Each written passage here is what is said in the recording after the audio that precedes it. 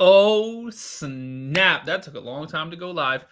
Welcome back, everybody. Welcome in if you're new. My name's Patrick. If you like true crime and all kinds of other stuff, hit the subscribe button, YouTube. Everybody hit the thumbs up button for me. Thank you so much. The last video we did last night got a whole bunch of attention. So shout out to y'all. Thanks for supporting it out and spreading the word and doing all the things, liking it. TikTok, hit the follow button, tap the screen like crazy. Very sweet, very awesome. Y'all, make sure all the links, if you want to follow all the socials, they're in the description on YouTube and they're in the bio on TikTok. So you guys come find me on everything because we're live on TikTok, we're live on YouTube, we're live on Rumble, we're live on X, we're live on all of it every night. So welcome in. And you guys wanted to talk about it again. So here we go. Chris Watts blames control freak wife, is what he said, and exposes Nichol Kessinger. So the video we watched last night was the part 2 because I didn't even know a part 1 existed. So this is technically part 1, but we're going to watch it tonight. So I hope you guys don't mind. Let me know in the comments. And make sure you guys, if you see videos and you're like, oh, Patrick, check this out, post it in the comments. I'll go and check it out. And who knows, we might even watch it. So thank you. And let's jump into this. Come on, y'all. Oh, and huge shout out to Behind Criminal Minds. That's who the video is from, or was from last night and tonight. So his channel is awesome. Make sure you go and subscribe to Behind Criminal Minds. He's pinned in the description on YouTube and every other description that you guys see. Behind Criminal Minds on YouTube. Awesome channel. Awesome dude.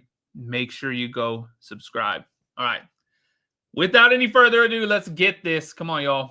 Earlier this year, Chris Watts' former prison cellmate, Dylan Tallman, released a new book series that claimed to substantiate the long-suspected view that Nichol Kessinger was in fact the driving catalyst and accomplice to the crimes that Chris Watts committed the morning of August 13th, 2018. How dare you? Oh, Nichol. Now, Dylan Tallman was in the cell next to Chris I thought that dude had bunny ears. Watts for around a year. According to Tallman, Watts told him that Kessinger gave him an ultimatum on the night of the murders. It's your family or me. In the 6 years since Watts' conviction, he has continued to leak small but important details about his true motivations for committing one of the most unspeakable crimes of the last decade.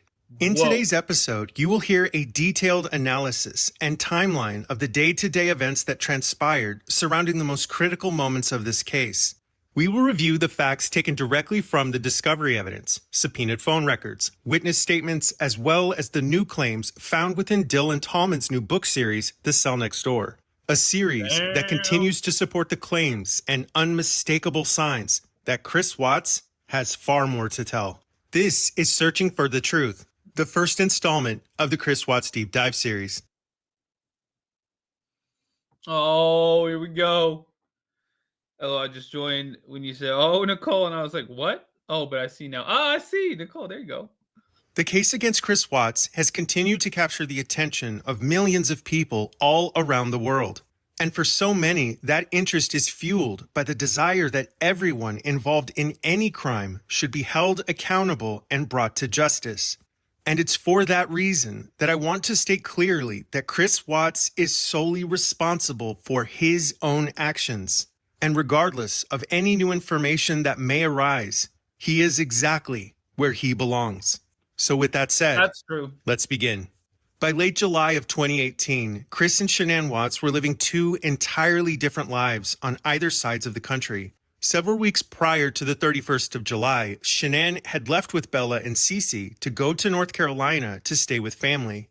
But while she was away, Chris was preoccupied living a double life with his new secret girlfriend, Nichol Kessinger. During this time, Chris and Nichol spent countless hours together, speaking on the phone and You what? I'm burning hell for that one. Y'all, remember the voicemail messages that she left? We talked about that last night. Oh, God. Sound like J.P. Miller. and texting daily, going on jaunts to the sand dunes and the Shelby Car Museum, essentially living life as though Chris's family did not materially exist. Chris continued to demonstrate to Shanann the actions of a husband that was uninterested and disconnected, while at the same time knowing full well that he intended to stay with Nichol Kessinger no matter what the cost. And everything Whoa. that would transpire over the next 13 days would become the focal point of a crime that left far more questions than answers. The morning of the 31st of July at 4:58 a.m., Chris called Nichol Kessinger and spoke with her for 5 minutes. The two would continue to speak throughout the remainder of that day, while Chris was flying from Colorado en route to go be with his family for a week-long trip to North Carolina. In the years since his conviction, Chris has admitted that on the very first night of this trip, he attempted to poison Shanann and cause a miscarriage by giving her a dangerous opiate that he was never prescribed. Oh, hell, you're going to burn in hell for that. While at the same time vowing to never reveal who provided him that medication. This text message from Shanann demonstrates the clear signs of opiate ingestion, and while Shanann was becoming violently ill from her reaction to the drug, just minutes later at 10:19 p.m., Chris snuck away to get on the phone and speak with Nichol Kessinger. Oh, my God. You're going to burn in hell for that. I never knew that. Yeah, I didn't know that either. The discovery records show a relatively uneventful day for Chris and his family on the 1st of August. But by that evening, Chris would again call Nichol while on a family vacation with his wife and children and speak with her for 68 minutes. On the 2nd of August, Chris was with Shanann and his children taking pictures of them at a local park. But while he was doing that, he also began receiving various nude and suggestive images from Nichol Kessinger. Oh my God. The same mistress that would go on to claim this. He went to North Carolina and he was like, I'm going to talk to her when I'm in North Carolina and see if I can get her to do this, to like try to like rekindle the flame.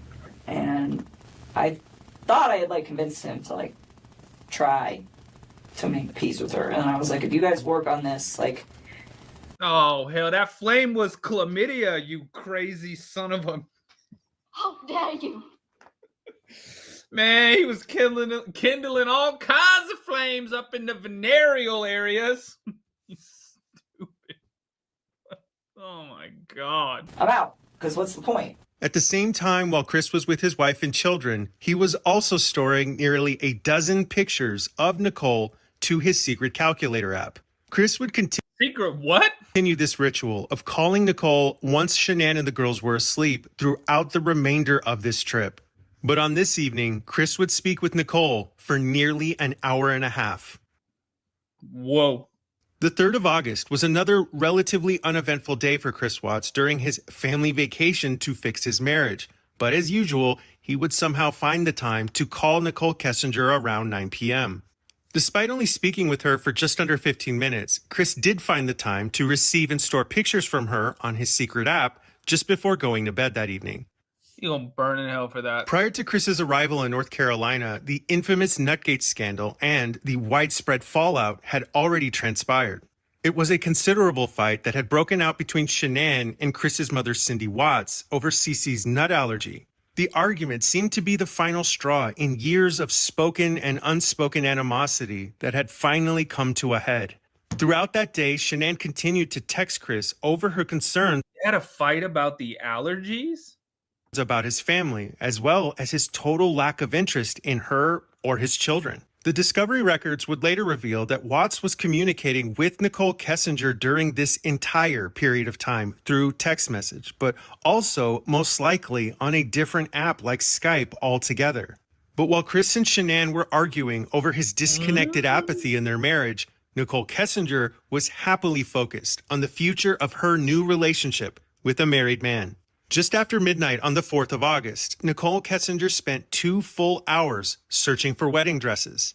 Later that same day, How dare you? That is crazy. That's like Lori Vallow.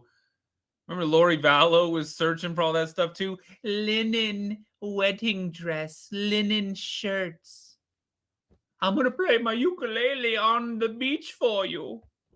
at 2:10 p.m., just after Chris and Shanann's massive argument through text message, Nichol searched Google for both Chris and Shanann's Facebook accounts. The same account where Shanann was posting public pictures of her vacation with Chris and had already announced her pregnancy to all of her friends and family.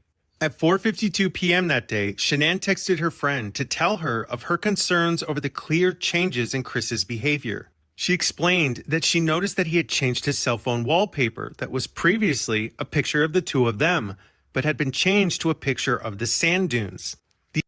Oh, hell. The exact same sand dunes where weeks before Chris and Nichol had vacationed together. And now, for the 5th day in a row at 8:49 p.m., after Shanann, Bella, and Cece have already gone to sleep, Chris and Nichol would speak for 42 minutes. The 5th of August was a... Man, you are crazy as hell. Just get a divorce. You weird, pathetic excuse for a human. Just get a divorce. See, even Dallas thinks so. And he's a damn cat, and he's got more sense than you. And Dallas, he's got about 2 brain cells. How many brain cells you got, Dallas? How many? 1? Okay. Sad day for Shanann. She spent most of that day texting Chris, sending him a quote by Isaac Kuveruno that reads, "Husbands, stand up for your wife and protect her from the attacks that come from the people close to you. Let your family and friends know that when it comes to your wife and your marriage, there is a line that they cannot cross. And if you have to take sides, then always take your wife's side." Amen to that. By the way, TikTok, hit the follow button if you're new. My name's Patrick. If you like true crime, we're live every night. Dallas wants to come up and say hi too. Come on. All right, we're fine. Run away. Y'all hit the follow button if you're new. Tap the screen like crazy. YouTube, do me a favor. Hit the thumbs up button for me. Let's get 100 likes, YouTube. We got 50. We're halfway there. So shout out to y'all. And TikTok, if you want to watch the video, come over to YouTube. Search The Mystery Project. You'll find the channel. Subscribe. We're live right now. See you guys over here. This was clearly Shanann's plea to Chris to fight for their marriage, to fight for her. Sadly, though Shanann suspected, she could not have known just how far gone Chris already was, and the collision course he was determined to maintain. And just before the end of that day, around midnight, Shanann sent one final message to her husband. "I just don't get it. You don't fall out of love in 5 weeks. How can you sleep?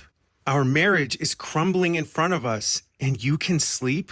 Sadly, Shanann clearly didn't know that Chris wasn't at all asleep. In fact, just minutes after she sent that message, Chris would call Nichol Kessinger again for their nightly rendezvous and would speak with her for an hour and a half. Oh, you crazy as hell. In the discovery report released by law enforcement, they notate that Chris had deleted many of his text messages from his phone, and they never provide evidence that those messages were ever recovered. But on the 6th of August, Shanann would spend most of that day pleading with Chris to communicate, to fight for their marriage, and to be the father he said he wanted to be. It's at this point that we start to see how incapable Chris Watts was and is of being direct or honest in any of direct, honest, or just a half-decent human being. His dealings with Shanann, or anyone for that matter. While Shanann is trying to address his lack of interest in her and their children, he's continuing to receive nude images of Nichol Kessinger. Yeah, you crazy as hell. And right after hiding the evidence of his relationship with his mistress, he pivots and proceeds to try and ameliorate the situation with Shanann by telling her, "I don't hate you." Oh my God. I don't hate you. I want to fix this. Oh my God. The YouTube channel is called The Mystery Project. "I will fix this. It will be better." Shanann rightly replies with incredulity, to which Chris can only say, "I don't know where my head is at. That's the word of the day. I'll fix it. And I'll never understand why he just didn't ask for a divorce."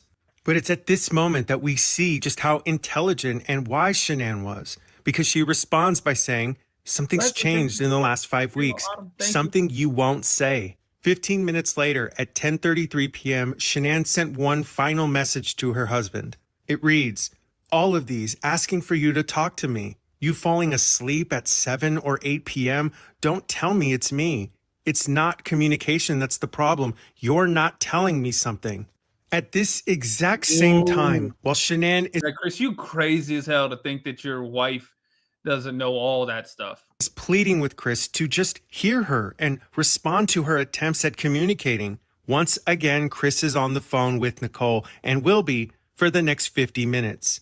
And while Chris is ignoring his wife and indulging in a fantasy that will soon abandon him, he is choosing a path that will destroy everything that he has ever claimed to love. A path that from the moment he set foot on it became the beginning of the end. Absolutely disgusting. The Mystery Project, Misty. On the morning of August 7th, Shanann woke up early and sent a text message to her friend Addie describing the fight that she had had with Chris the night before. She said, "Chris told me last night he's scared to death about this third baby, and he's happy with just Bella and Celeste and that he doesn't want another baby." Addie did her best to try and comfort Shanann, encouraging her by saying that everything would be okay once Nico was born. But Shanann knew something was very wrong. She replied by saying, "He's changed. I don't know who he is. He hasn't touched me all week, kissed me, talked to me except for when I'm trying to figure out what's wrong. He's been distant since I left." Knowing just how spot on Shanann's intuition was just days before Chris would prove her right is incredibly hard to read in retrospect, especially when you see what she said to Addie later in that same conversation. "I told him last night I don't feel safe with him after what he said about the baby. And if he loves me, he would hold me and tell me it will be okay. Give me something." And he did nothing but just go to bed. It's at this same time that Nichol Kessinger begins a strange pattern of making short phone calls to local police departments in her surrounding area. And it was that same day that the Watts family traveled back from North Carolina to Colorado, the very last time that Shanann, Bella, and Cece would be seen by their family again. Ugh. By the morning of the 8th of August, Chris had returned to work, but the contention between him and Shanann had not improved at all. At 7:24 a.m., Shanann received a text from her friend Sarah, who asked if things were any better between the couple. "No, it's so bad, and I don't know what to do." She explained that she attempted to show Chris physical intimacy the night prior, which he rejected. And the notations in the discovery records tell you everything you need to know about this moment in time for Shanann. It reads, "Shanann said that she hadn't cried this hard ever." In Shanann's conversation with Sarah, she reveals that she had confronted Chris the night prior, asking him if he was having an affair, a claim that he emphatically denied. And I can't help but wonder why Chris is so allergic to the truth. Why not just tell her? Because he's a coward. He didn't even know what the truth was. Well, he knew what it was, but he was like, "No, huh?" He didn't want to ask for a divorce because he was scared. He's a coward. He did what he did because he's a coward. He says all this stuff and lies about all this stuff because he's a coward. He's a coward. It's that simple. YouTube, thumbs up. Is he a coward? And TikTok, a bunch of new people tonight. Hit the follow button. My name's Patrick. If you like true crime, we're live every night. Hit the follow button. Keep tapping the screen like crazy, y'all. Thank you. And thanks for the bears and stuff. I appreciate that. You don't have to, but I appreciate it. Get a divorce and move on. Because as we can see, even with such limited information, Shanann was on the right path. Because the very next thing she said was, what else would make him do a complete 360? An hour later at 8:52 a.m., Chris's friend Josh Rosenberg asked him if he was excited about the ultrasound. Chris's facade of a response was to say, "Yep, today's the day. I'm excited." Knowing Chris's affect, I can literally hear how he would have said these words, and I'm not sure a human being is capable of providing a less enthusiastic response. But later that afternoon, Shanann and Chris attended the ultrasound, confirming that Nico was a perfectly healthy baby boy. By 7:25 p.m. that same day, Nichol Kessinger was Googling topics related to marrying your mistress. Searches that Man, you are crazy as hell. were likely fueled by the daily marathon phone calls that she and Chris had maintained during his supposed trip to fix his marriage.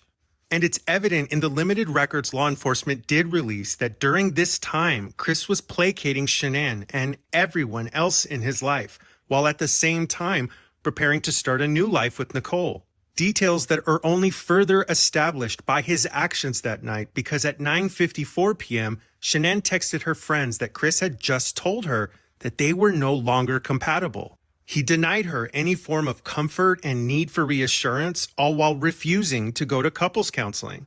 But while Shanann was Man, this dude's gonna burn in hell. Prison and then hell. fighting for what little remained of her marriage, Chris was still pretending to everyone that they knew that he was the interested father who truly cared about the future of his wife and children. At 10:19 p.m., Shanann would tell her friends that if she had to, she would fight for custody. But while she was trying to make sense of the chaos around her, Chris was already on the phone with Nichol in the other room and would continue to speak with her until almost midnight that night. But despite it all, Shanann's friends continued to try and encourage her. And just before she went to sleep, on the heels of her life completely falling apart, Shanann opened Google and searched for couples therapy. Oh. On the 9th of August, Chris would take the day off from work to watch Bella and Cece since Shanann was going to Phoenix for her Thrive work retreat the following day. But by 3 a.m. that same morning, Shanann was already up and messaging her close friend Addie. She explained that she was canceling the gender reveal in response to Chris's cold and indifferent reaction to her pleas for reassurance. Damn. Addie responded by asking if Shanann had gone through Chris's phone to see if he was having an affair. Shanann replied by saying that she had already asked him if he was cheating and he absolutely denied it, but that she hadn't taken the time to look through his phone yet. However, she did say that she noticed that Chris was deleting messages from his father, but that she still believed that Chris was not stupid enough to actually attempt to have an affair. Sometime later, it would be revealed that Chris had already communicated to his parents that he was intending on divorcing Shanann. It's likely that at the very least, he didn't want Shanann knowing what his parents already knew, let alone everything else that Chris was hiding on his phone. Oh man, if you get to the point where you think you have to go through the phone, you don't have to go through the phone. It's you if you already have that feeling that something's there, something's there. You know, unfortunately. Crazy as hell though. That same day, Chris Watts deleted his Facebook account, while Shanann spent her time searching for marriage counselors. At 6:09 a.m., Shanann asks Chris if he wanted to go with her to find out the baby's gender. He eventually replied with a one-word answer, yes.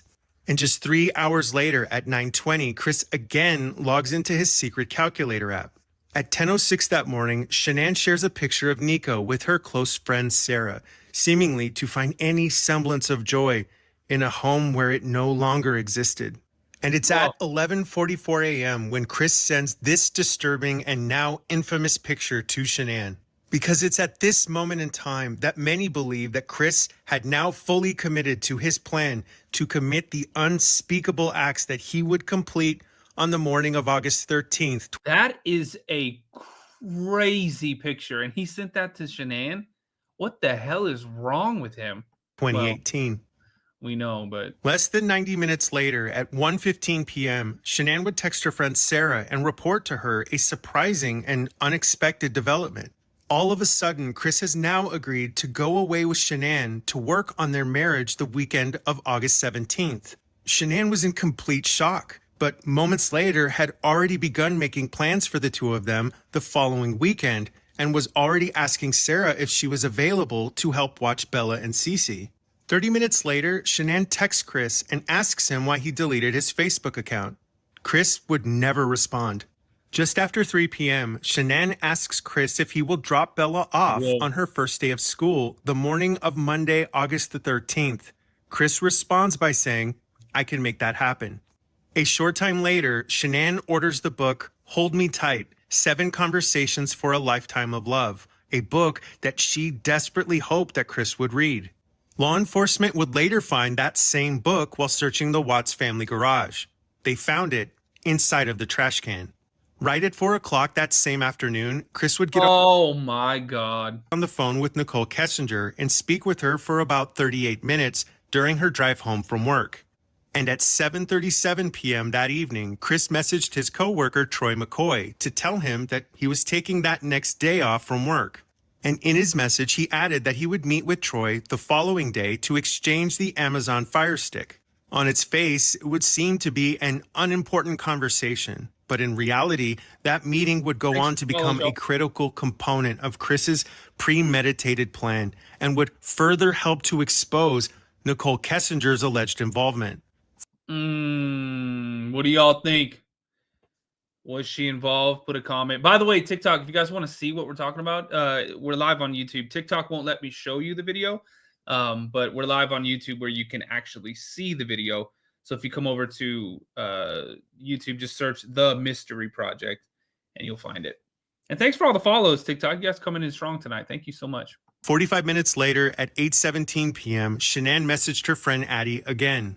Addie asked Shanann what the gender of their child was, and Shanann's response was to tell her that Chris wanted to wait to announce the gender until Monday, August 13th, the same day that Chris already knew that Shanann would no longer be around to announce anything at all. She even mentioned in that same conversation that Chris was talking and kind of acting like himself again, but that he was still very distant. By 9:12 p.m. on the evening of August 9th, just 4 days before Chris's crime, Shanann revealed the name of their son, Nico, to her friends. She also happily told her friends that she and Chris had talked and that it had been the best conversation yet. A short time later, Shanann spoke with her friend Sarah again and regaled her with how happy she was that Chris had told her that he loved her back, that he seemed less cold than before, and that he even kissed her before he went to sleep alone in their basement. She seemed overjoyed that Chris had spontaneously changed his mind and was now agreeing to go to counseling and had even said that he would read the book she ordered, on top of already agreeing to go with her. The one that ended up in the trash can? The following weekend for a getaway to help fix whatever was broken with their marriage. Chris had given Shanann the one thing she wanted more than anything else: hope.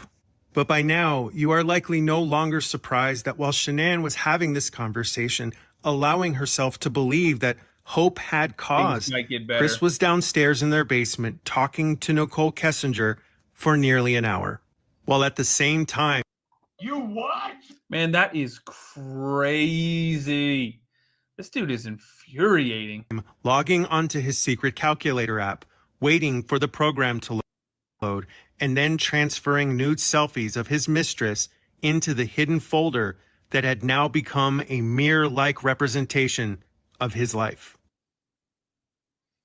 Friday the 10th of August was a good day for Shanann Watts.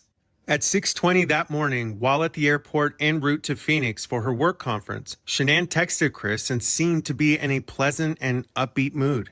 Despite Chris's detached and cold affect, Shanann remained positive and encouraged him to have a good time with Bella and Cece. Later that morning, just before 8 a.m., Jeremy Lindstrom would text Chris, congratulating him and Shanann that they would be having a baby boy.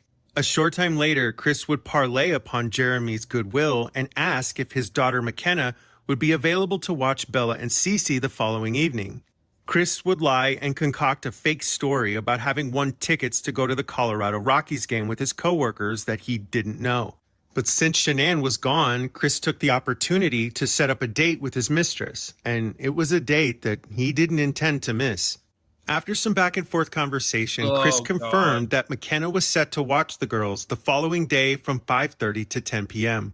Just before noon, Shanann sent Chris a link to Ann Meadows' real estate website, a realtor that they intended to use to help sell their house, which was already nearing foreclosure. In addition to everything else that was already going on, Chris and Shanann Watts were 3 months behind on their mortgage payments and were facing down another bankruptcy that would have very likely resulted in them losing their house. Oh, hell. But what transpired next in this segment of time, I believe, is one of the many clues that helps to demonstrate that Chris Watts premeditated his crimes against his own family, but also that Nichol Kessinger likely played a vital role in that premeditation. In the early afternoon at 1:34 p.m., Chris texted his coworker Troy McCoy concerning their previously agreed upon meeting to exchange the Amazon Fire Stick. The exchange was taking place so that Chris would use the Fire Stick as a replacement for cable TV and as a means to help save money. The two men would meet to exchange the device at 3:05 p.m. in a Safeway parking lot in Fort Lupton. Once the two met, and at the same time that Chris and Troy were conversing, Troy received a call from Cody Roberts, a fellow Anadarko employee. Roberts told Troy that there appeared to be a leak in the bypass line at the oil well at Survey 319. Conveniently, Chris Watts just happened to be standing right in earshot of their conversation and without hesitation volunteered to go to Survey 319 first thing Monday morning to fix the line. An action that just happened to provide Chris with an excuse that he needed to go to Survey 319 and execute his plan. And just 6 days later, on August 16th, Nichol Kessinger would be interviewed by CBI agent Kevin Kobach and Timothy Martinez. And during that conversation, agents learned that Nichole's primary responsibility at Anadarko was to manage the gas monitor sensors, the exact same sensors that would have alerted Cody Roberts to notify Troy that there was a problem. And it's been my experience that when it comes to a crime of this magnitude, oh, hell. Like she could have been the one that said, oh, there's something here. there's no such thing as coincidence.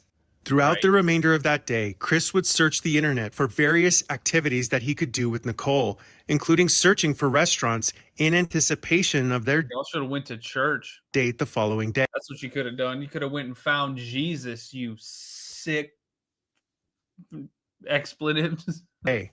Towards the end of the night, at 9:20 p.m., Shanann called Chris and they spoke for just over 10 minutes. This was the first day in a long time that Shanann felt hope and that her efforts to try and save her marriage were finally working. Ugh. But within 90 minutes of their call, Chris would open his secret calculator app and transfer this video to the hidden folder. Thank you so much for coming out here with me, Christopher. I'm having a wonderful time. You mean a lot to me, and I'm glad that you're having a blast. I am so out of breath. How dare you? Ugh. That's suspicious. That's weird. God, she is crazy. Nope, I'm good. By the way, TikTok, whole bunch of y'all new here. Hit the follow button. My name's Patrick. If you like true crime, we're live every night. Come on over to YouTube if you want to watch the video with us. The Mystery Project. The Mystery Project on YouTube. Search it up. And YouTube, hit the thumbs up button. Let's get 200 likes. We got a bunch of people on YouTube tonight, too. We got over 300 people watching on YouTube. So shout out to y'all. Everybody hit the thumbs up button for me real quick. Let's get 200 likes, y'all. Come on. Come on. Everybody thumbs up. Let's go. All right, let's keep going. The morning of the 11th, Chris and Shanann would exchange upbeat conversations surrounding the girls and other household-related topics. Around that same time, just before 7 a.m., Jeremy Lindstrom asked Chris if he would rather go with him to the Broncos game that night instead. Chris responded by concocting a lie so that he could continue with his plan to see his mistress. Just a few hours later, Nichol Kessinger spent 45 minutes searching for topics that I cannot repeat on this God, yeah, that's the no, platform. But as you can see for yourself, one could never argue that Nichol Kessinger has class or leaves anything to the imagination. Around 12:30 p.m., Chris tells Shanann that McKenna, Jeremy Lindstrom's daughter, is coming to watch the girls while he goes with his co-workers to the baseball game. Shanann reminds Chris to inform McKenna of Cece's food allergies and to lock her office door. A few hours later, Chris and Nichol speak on the phone for nearly 30 minutes, and by 4 p.m., the babysitter had arrived at the Watts residence to watch Bella and Cece. Without wasting any more time, Chris quickly left to go meet with Nichol, where the two would eventually land at the Lazy Dog restaurant for dinner. At that same time, Shanann was checking in with McKenna, which she would continue to do throughout the night, while making sure the girls were still okay. Just after 9 p.m., Shanann searched Google for the score of the Rockies game, as well as the time that it ended. It was very likely that Shanann knew that the game was already over and that Chris should have been home at or before 10 p.m. But right at 10 p.m., Chris finally messaged Jeremy Lindstrom to inform him that he would be home in 20 minutes. 4 minutes later, Nichol Kessinger got onto Google and made the following disturbing searches. She searched for Chris Watts, Shanann Watts, Ronnie Watts, and finally, the address of Chris Watts' home. Oh, hell. At 10:15 p.m., Shanann called Chris, and the two spoke for just over 3 minutes. By this point in time, Shanann already knew that Chris had gone to the Lazy Dog restaurant because he had paid the $62 bill with their family debit card. After their call, Shanann was distraught and relayed her dismay to her friend Cassie and exactly what she had just learned about Chris's activities that night. Shanann and her friends searched the Lazy Dog's menu and the restaurant's location. And by 10:28 p.m., Shanann texted Chris, asking him to save the receipts from the Lazy Dog so that they could use it as a write-off, sending a clear signal to him that she already suspected what he was up to. Yeah, she already knew right then. Tiffany, thank you. Just 3 minutes later, Chris Watts began a 51-minute-long phone call with Nichol Kessinger, the beginning of a series of important calls that would transpire over the next 72 hours. Calls that, despite all of law enforcement's claims of having completed their investigation, have never been described in any considerable detail whatsoever. Whoa. The morning of August 12th began with Shanann continuing her fight to save her marriage by sending a text to Chris at 7:32 that read, "Good morning, baby. Love you." Soon after, Chris deleted that message, which was later verified by law enforcement when they confiscated his phone. Not even an hour later, while Shanann was desperately communicating to her friends about what went wrong in her marriage and how she can fix it, Chris was back on the phone with Nichol Kessinger, Man, that is crazy. And he deletes that message. talking to her for over Aaron, thank 30 you. minutes. At 10:32 a.m., Shanann texted Chris asking for pictures of the girls. The pictures that Chris Watts sent are some of the last known to have ever been taken of Bella and Cece Watts. 13 minutes later, Chris searched Google for Mount Colima and saved an image of this volcano spewing lava and smoke. Nearly at the same time, Nichol Kessinger was communicating with her close friend Charlotte, discussing intimate details about her new relationship with Chris Watts. A conversation that Nichol would go on to delete from her phone entirely, while at the same time telling her friend Charlotte to do the same as well. Oh, A disturbingly God. odd series of events that law enforcement would never bother to fully investigate. How dare you? 11:13 a.m., Shanann asks Chris if the girls were napping and inquires if he's available to call, saying that she would love to just speak to him for a moment. But it's no surprise to anyone by now. Chris never attempted to make that call. Shanann would take the following selfie at 12:17 p.m. It's one of the last known pictures to ever be taken of Shanann Catherine Ruschek. By 1:30 p.m. that afternoon, Chris had brought the girls over to the Lindstrom family's birthday party. While at the party, Chris would receive text messages from his father, Leslie, just thank you. checking in. A short time later, Shanann would reach out to Chris and do the same. She asked if the girls were having fun. Chris acknowledged that they were. Shanann would respond by saying, "Good, I'm glad, I love you." And again, Chris would not respond. And after reading these records so Sick. That dude is sick and twisted. many times, it would seem that Chris Watts' apathy was just a sign of him mentally preparing for what he already knew he was about to do. Yeah, you son of a... Leslie, thank you. Exactly So one sweet. hour later, at 4:56 p.m., Chris again Googled another picture of a volcano. However, this time, he searched for Paricutin, a semi-dormant volcano name. located just west of Mexico City. Just after 5 p.m., Chris sent his coworker Cody Roberts a text message offering to go to Survey 319 the following morning. Roberts responded by saying, "I was going to head out there first thing tomorrow to check out 319. Did Troy talk to you about what I found out there Yeah, Friday he did. afternoon?" Chris responded back, "Yup, I was standing right next to him.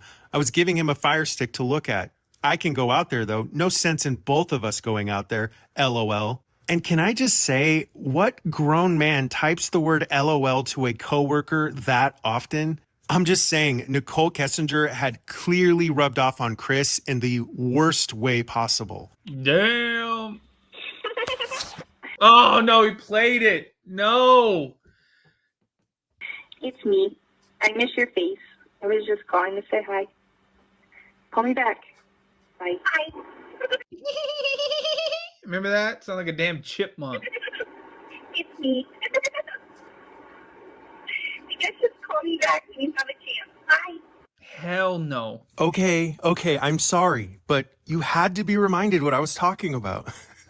By 6:09 p.m., Cody Roberts had responded to Chris, thanking him for what he believed was kindness and initiative to go out into the field first thing that morning. Something that we would later learn was very out of the ordinary for Chris and his coworkers. Right. Shanann texted Chris just before 8 p.m., knowing that it was the girl's bedtime.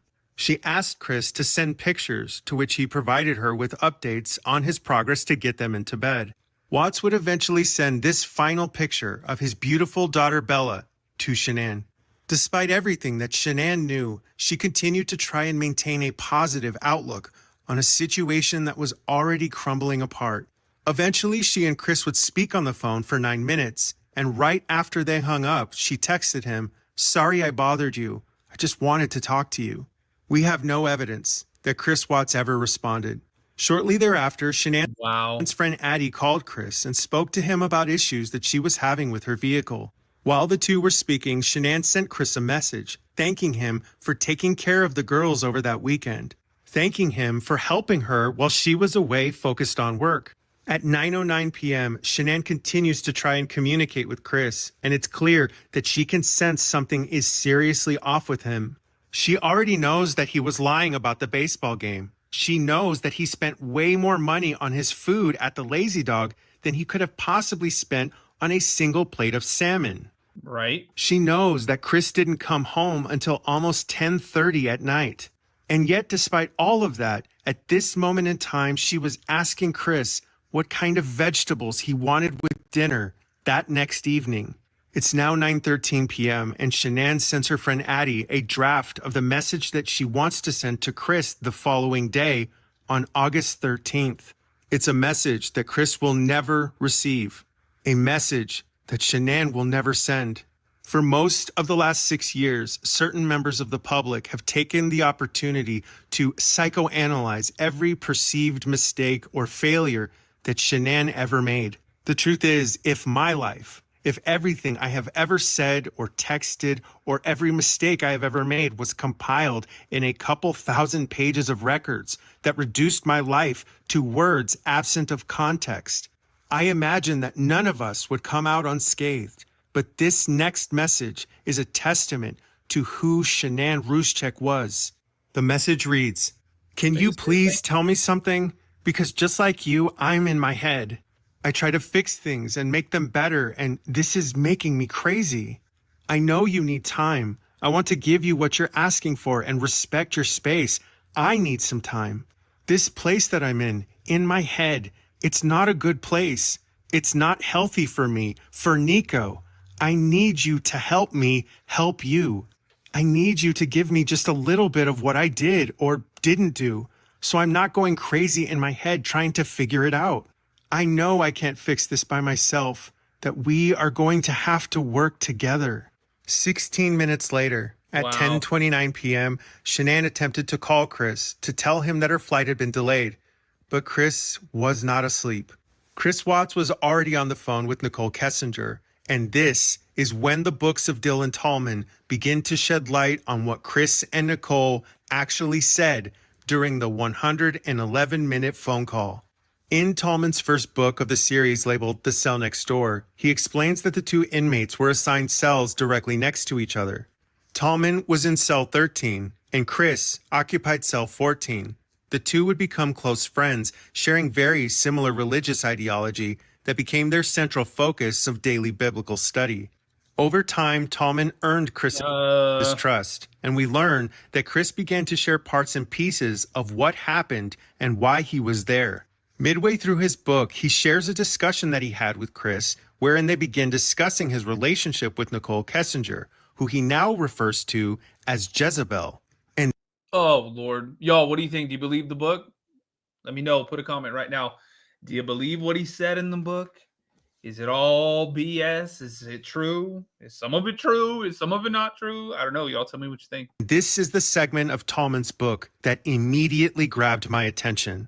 Referring to the night of August 12th, during the 111-minute phone call, the book reads, "It was near the end that the mistress tried to make Chris choose between her and his wife and kids.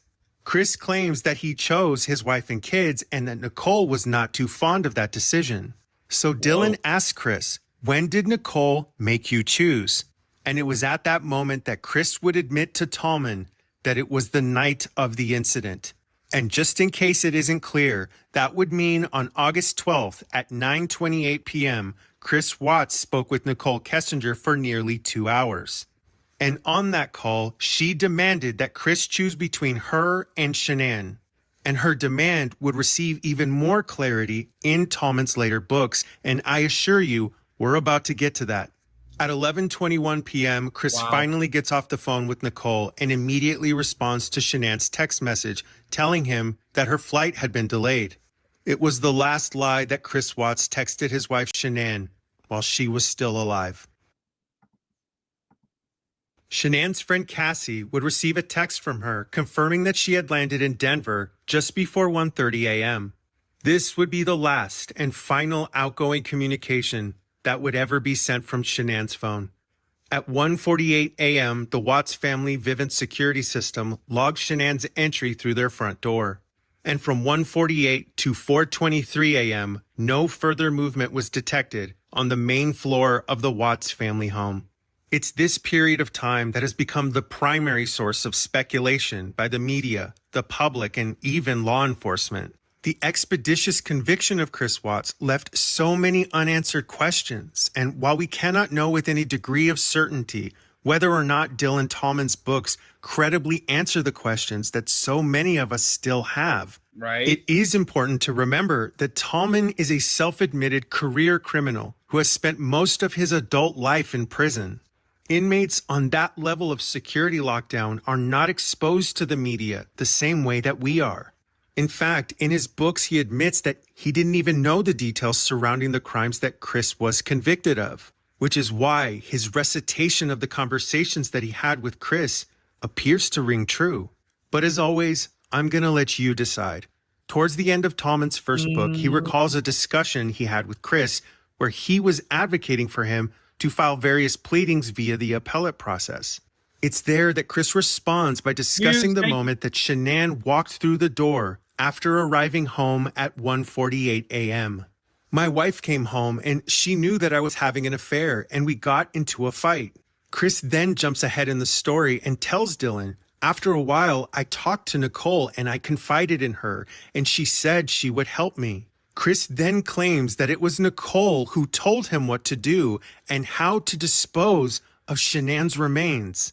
And Chris also states that it was Nichol who told him to bring the girls with him in his truck. Tallman eventually asks Chris why he didn't call the police. Chris claims that he had never been in trouble before and it was his first instinct to call Nichol. However, there's no call record of Chris ever calling Nichol after Shanann arrived home. But law enforcement themselves admitted that Chris and Nichol were communicating via some other app that they never found, which would explain how Chris was receiving images from Nichol on a near daily basis. And it's why in my first video, I suggested that law enforcement should have and still could ascertain if Nichol and Chris were communicating on an app like Skype. Because Tallman states in his book that Chris told him that after he had already ended They never even found out about that? the life of Shanann, Nichol Kessinger showed up and met with Chris to help him get rid of the evidence. That Chris told him Nichol was the one who came up with the idea of what they should do, including helping Chris dig the holes at Survey 319. Chris. Oh my God. That is crazy. Oh yeah, the hair, yeah. It makes it look like I have a mullet. When I'm like right there, looks like I have a crazy mullet right there. That's nuts. Y'all, this is crazy as hell. By the way, TikTok, I see a whole bunch of new people in here. Hit the follow button. My name's Patrick. If you like true crime, I'm live every night. We're also live on YouTube. If you guys want to come over and watch the video, we're live on YouTube. We're live on X. We're live on Rumble. We're live on everything. But the YouTube channel is called The Mystery Project. Y'all come on over. Check it out. It's in the description too. YouTube, we're close to 200 likes also. Do me a favor, everybody on YouTube, if you're watching right now, just hit the thumbs up button. There's like 400 people watching. That means we should have 400 likes. Everybody right now, just hit the thumbs up button for me. It helps support the show, helps the channel, helps spread the word about the stream. All right, let's go. We got a few more minutes on this one, y'all. Wow. Thanks for all the follows on TikTok, too. You guys coming in strong there. All right, let's go. Also claims that it was Nicole's idea to not speak with law enforcement, that she was the one who told him to lay low while promising to marry him. And that worst of all, Oh, it was hell. Nichol Kessinger herself who told Chris to choose between his family or her, alleging that Nichol Kessinger told Chris to finish what he started, referring to his own daughters. Now, I want to be crystal clear. Dear God. We cannot know if any of this is true. I am simply reporting what Dylan Tallman's books say, but if you've watched any of the videos that I've made concerning Nichol Kessinger, then you already know that she has something to hide. That law Yeah, there's something crazy going on there. enforcement, specifically Weld County DA Michael Rourke, has categorically refused to properly investigate the evidence that hundreds of thousands of people have begged him to investigate. And many of you have already heard my conversation with former police investigator Jason Fry, a man who has investigated homicides and a litany of other related criminal actions, who has stated emphatically that law enforcement in this case had a duty to properly vet Nichol Kessinger, and they failed to do so. It's why I believe she disappeared from the face of the earth immediately following Chris Watts' conviction. And it's why Yeah, she disappeared, y'all. Didn't you see, like, I saw some article that she, like, changed her name and everything.